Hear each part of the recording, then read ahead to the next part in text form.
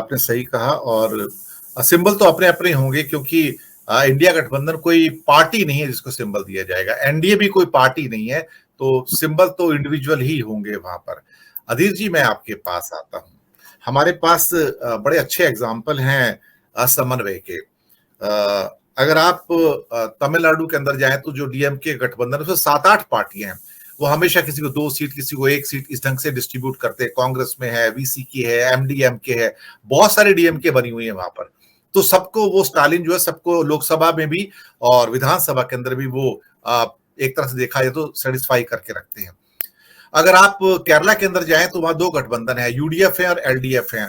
जैसे यूडीएफ में जाओ तो उसमें कांग्रेस के अलावा एक मुस्लिम लीग है, केरला कांग्रेस है, केरला कांग्रेस जैकब है, केरला डेमोक्रेटिक पार्टी है, एक आरएसपी भी है, उसमें एक मार्क्सिस्ट पार्टी आरएमपीआई भी है, एक सीएमपी जॉन भी है, एक एनजेडी है। और सबको कुछ ना कुछ वहां पे सीटें मिल जाती हैं। सीपीएम के साथ जो उनका लेफ्ट फ्रंट है, वहां का लेफ्ट ब्लॉक है, जिसकी अभी सरकार भी है शायद वहां पे, जो विजयन साहब की जो है, उसमें सीपीआई भी है, सीपीएम भी है, और कई और छोटी छोटी पार्टियां, फॉरवर्ड ब्लॉक वगैरह भी हैं, बहुत सारी पार्टियां हैं उसके अंदर।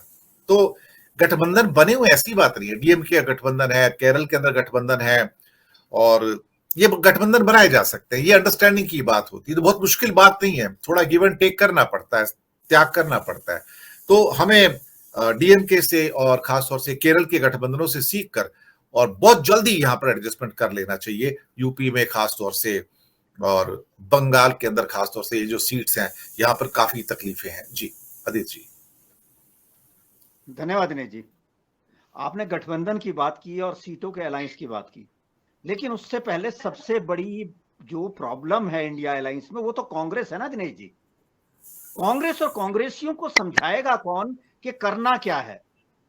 आप देखिए कि राहुल गांधी की कड़ी कराई मेहनत पर मिट्टी डालने वाले कांग्रेस के 3 बड़े नेता, और उसके नतीजे हमारे सामने हैं। और आज भी कांग्रेस का आला कमान सबक सीखने को तैयार नहीं है। आप, मैं जो इंडिया अलायंस है, इंडिया अलायंस के लिए आप चाहे एक्सेल शीट दे दीजिए उनके हाथों में, या आप उनके आगे कुछ भी रख दीजिए, वो वहां जो कांग्रेस हाई कमान है वहां से उम्मीद करना बेकार है इस समय में इस देश के लिए। कांग्रेस का इतना बुरा हाल है कि एक चुनाव जीतने के बाद इतना घोर पाखंडी नेतृत्व है इसका, राहुल गांधी से लेकर पता नहीं किस अपने ऐशो आराम में और एक इतने कंफर्ट जोन में चली जाती है ये पार्टी। और आज का नहीं है ये, 80 के दशक में जब हमने होश संभाला तब से लेकर कांग्रेस के अंदर ये एक बहुत बड़ी बीमारी है। आज देखिए आप भारतीय जनता पार्टी का हाईकमान देखिए और कांग्रेस का हाईकमान देखिए। एक वो हाईकमान है कि जिसके कांग्रेस का, कि जिस कांग्रेस के हाईकमान को अपने जितने भी नेता थे राजस्थान, मध्य प्रदेश और छत्तीसगढ़, उसकी हर बात नकारते चले गए, हर बात अनसुनी करते चले गए। तो भाई वो आला कमान है किस बात का? खड़गे और राहुल गांधी कर क्या रहे हैं? और उसके नतीजे क्या हुए कि जो जहां पर आपके पास सत्ता थी वो भी आपको खोना पड़ा। और भारतीय जनता पार्टी लोकसभा चुनाव से ठीक 4 महीने पहले नैरेटिव ये सेट करने में कामयाब रहे कि हमारे पास अभी एक बहुत बड़ा मजबूत चेहरा नरेंद्र मोदी है, जिसे साबित किया। साथ ही साथ आप जनवरी में देखिएगा राम मंदिर आ जाएगा, आज धारा 370 आ गई है। ये सारे नैरेटिव जो हैं कांग्रेस को खत्म कर देंगे दिनेश जी, अगर कांग्रेस अब भी नहीं समझी। पिछली बार 54 सीटें आई थी, मुझे लगता है कि 50 सीटें भी इस हालात में, जबकि 2024 में कम से कम 190 सीटों पर कांग्रेस को सीधा भारतीय जनता पार्टी का मुकाबला करना है। और 2019 में उन 190 सीटों में से सिर्फ 12 सीटें कांग्रेस जीत पाई थी। तो कांग्रेस कैसे, किस शर्तों पे इंडिया अलायंस में अपनी बात करती है कि हम बहुत बड़ा दल है?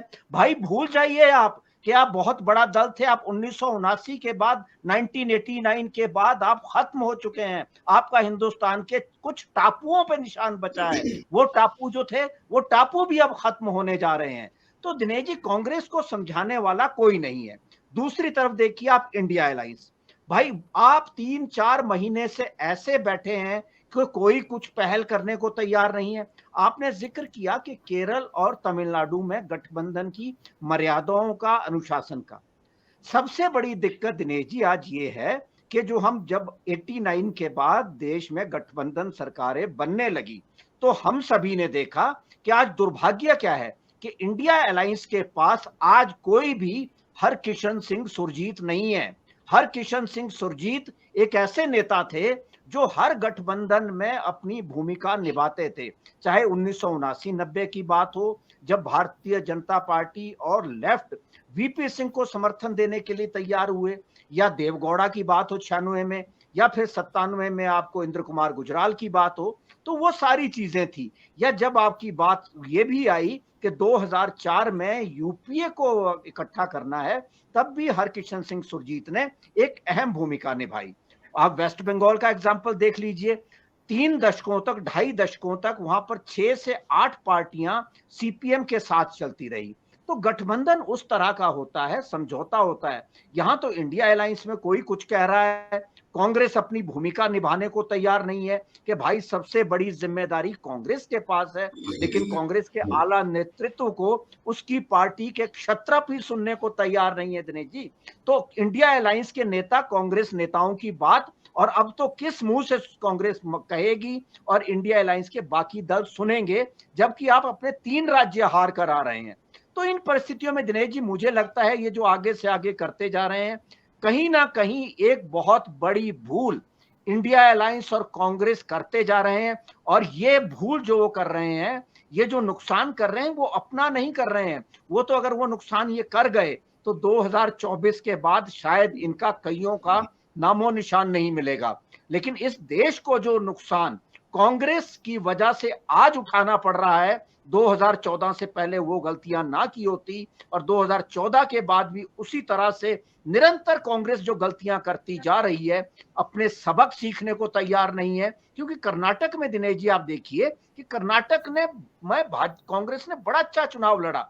आप उनके किसी भी एजेंडे में फंसे नहीं, अपना एजेंडा क्लियर करके चलते रहे। लेकिन पैरेलली आप देखिए कि मध्य प्रदेश में ना कमलनाथ वहां पर यह कह सके कि जो कर्नाटक में कहा कि हमारे साथ धोखा हुआ था, हमारा जो बहुमत था वो छीना गया, कमलनाथ ने वो कुछ नहीं कहा। कमलनाथ एक अपनी अलग योजना पे चलते रहे, ना अडानी और अंबानी की बात की, ना देश के किसानों की बात की, ना ओबीसी की बात की। तो ऐसे ऐसे नेता जब तक कांग्रेस के पास हैं, तो जो हमारा मुद्दा है आज, तो कांग्रेस जो है कि अगर कांग्रेस को सबसे पहले भूमिका निभानी है इंडिया अलायंस में, तो अपने जो क्षेत्रीय क्षत्रप हैं इनको इस समय बिल्कुल खामोश करके सारी जो कमांड है राहुल गांधी अपने हाथों पे ले। और जो सीटों का जो राहुल गांधी पहले कह चुके हैं कि हम अब झुकने को तैयार हैं, कुर्बानी देने के लिए तैयार हैं, तो अब वो कुर्बानी देने का वक्त आ गया है।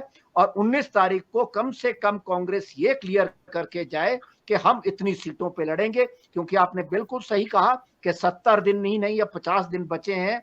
और अब आप देखिएगा कि आज से ठीक 3 महीने बाद 11 और 20 मार्च के बीच चुनाव घोषित हो चुके होंगे, अगर इस देश में समय पर चुनाव हुए। तो 3 महीने से कम समय बचा है दिनेश जी, और देश के पास भी इतना ही समय बचा है, अगर इंडिया अलायंस के नेताओं को समझ हो तो।